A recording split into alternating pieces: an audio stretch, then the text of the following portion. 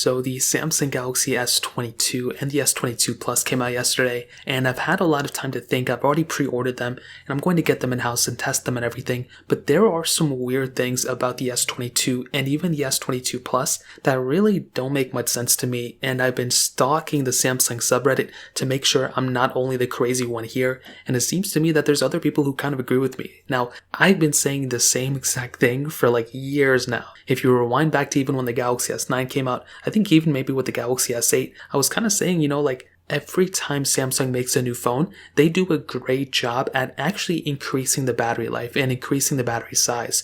From the Galaxy S8 to the Galaxy S9, I don't even remember there was a battery increase. And from the Galaxy S9 to the S10 there was a battery increase. From the S10 to the S20 there was a battery increase. And I think from the S20 to the S21, I don't remember if the battery increased yet or not. But to be honest, there's been a while since Samsung actually decreased the battery size on these phones.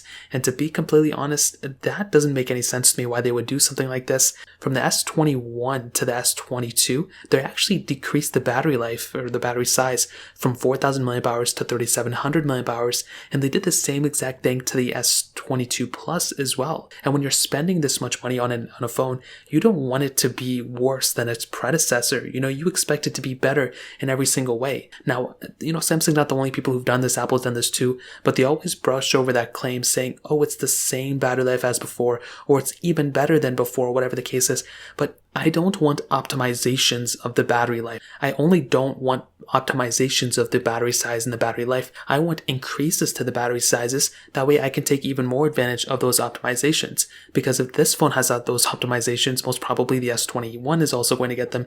It's mostly software that, optimizes these things in the chipset as well. And in this case, it just doesn't make any sense to me why Samsung would do something like this. They kept the same battery size on the S22 Ultra and the S21 Ultra, so that's always good to see. It's also an increase from the Note 20 Ultra, which is good, but I'm not too sure. I don't know why they did that. That's number one. Number two, I think the screen thing was also a very weird thing. I don't know why they didn't do that. That also doesn't make too much sense to me.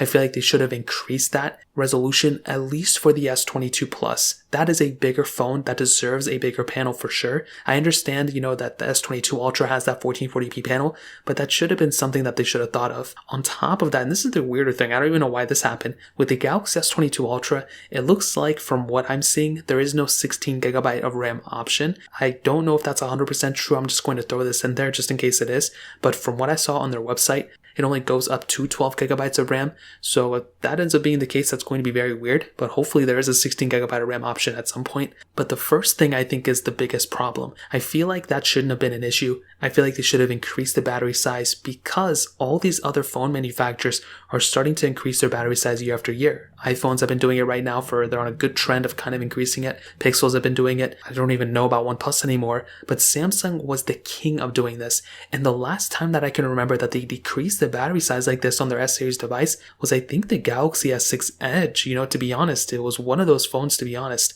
or the Galaxy S6, and that was many years ago. So I guess we'll see what happens. I think I'm going to like the S22, like I said, I already pre-ordered it, but I think it's kind of weird that they kind of went this approach in my opinion. So that covers it. If you guys have any other questions or anything like that, let me know in the comment section below. Hit the like button, that would mean so much, but definitely hit that subscribe button. More importantly than everything else, I love every single one of you guys. Hopefully I'll catch you guys in the next video. Peace out till then.